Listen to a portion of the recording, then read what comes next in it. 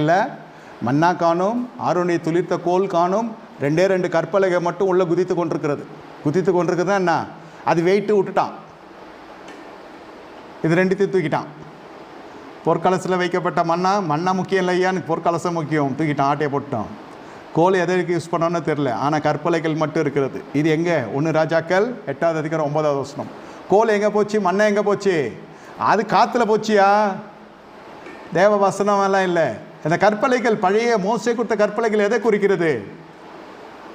ஐயா, மோசே கொடுத்த கற்பனைகள் எல்லாம் இப்போ மாறி இயேசு கிறிஸ்துவினுடைய புதிய ஏற்பாட்டினுடைய உடன்படிக்கையின் ஊழியக்காரனாக, ரத்தத்தின் உடன்படிக்கையின் ஊழியக்காரனாக மாறி இப்பொழுது அன்பே பிரதானம் என்ற நிலையில் வந்திருக்கிறது சபை. ஆவியானுடைய கட்டுப்பாட்டுக்குள் வந்திருக்கிறது. இங்கே சிலுவையில் இல்லை, ஃபோட்டோவில் இல்லை, விக்கிரகத்தில் இல்லை, ஒரு சாயலில் இல்லை, ஒரு சொருப வழியாக இல்லை. தேவன் ஆவியாக இருக்கிறார். ஆவியோடு உண்மையோடு தொழுது கொள்ளுங்க.